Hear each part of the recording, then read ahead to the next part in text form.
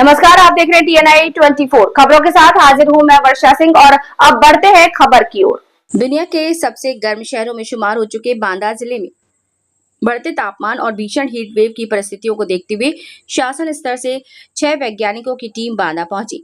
जिलाधिकारी अमित आसेरी के अनुरोध पर आई ये टीम रिमोट सेंसिंग और भू स्थानिक सूचना प्रणाली तकनीक के जरिए जिले में तापमान वृद्धि के कारणों का विस्तृत वैज्ञानिक अध्ययन करेगी।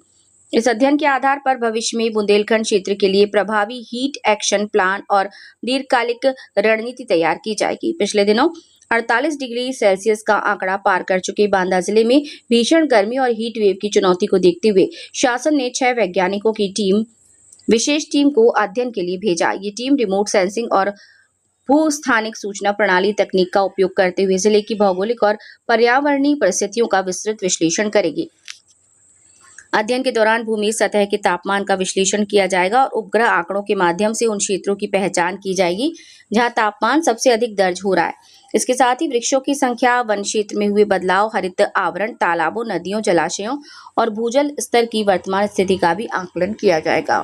वैज्ञानिक बुंदेलखंड की चट्टानी भूमि, कम आर्द्रता, खुले भूभाग, गर्म हवाओं की दिशा और प्रवाह, सड़कों और कंक्रीट संरचनाओं से उत्पन्न हीट आइलैंड प्रभाव तथा धूल प्रदूषण की भी जांच करेंगे।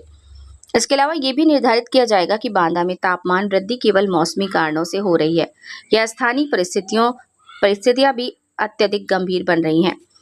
अध्ययन रिपोर्ट के आधार पर जिले में प्रभावी हीट एक्शन प्लान, बड़े स्तर पर पौधारोपण अभियान, जल संरक्षण उपाय, छायादार क्षेत्रों का विकास और गर्मी से बचाव के लिए दीर्घकालिक रणनीतियां तैयार की जाएंगी। माना जा रहा है कि ये अध्ययन भविष्य में पूरे बुंदेलखंड क्षेत्र के लिए जलवायु अनुकूलन और हीट वेव प्रबंधन का एक प्रभावी मॉडल साबित हो सकता है। देखिए, बांदा में लास्ट मंथ हम लोगों ने कुछ एक्सट्रीम टेम्परेचर्स देखे जो हर साल देखने को मिलते हैं।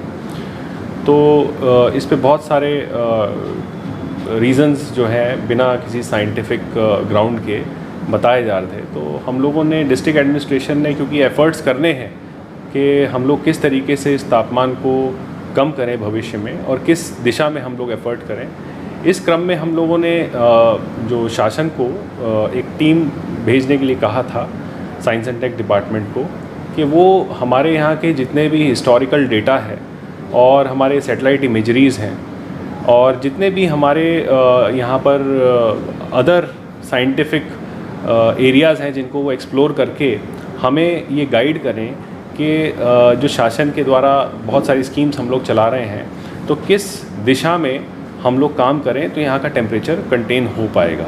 तो उसी क्रम में उनके द्वारा कुछ लोगों को यहाँ, अलग अलग विशेषज्ञों को यहाँ भेजा गया है जो अपना काम करेंगे और एक रिपोर्ट देंगे जिसके आधार पर हमारा जो फ्यूचर कोर्स ऑफ एक्शन है डिस्ट्रिक्ट के अंदर वो तय करेंगे हम लोग उस आधार पर। सर, कितने सदस्यीय टीम है और कितनी टीमें हैं यहाँ पर? अभी कुछ 6 लोग जो हैं वो यहाँ पर आए हैं और विभिन्न उनके डाइवर्सिफाइड एक्सपर्ट्स हैं वो लोग। तो वो अलग अलग दिशा में अपना अध्ययन करेंगे और एक आख्या देंगे।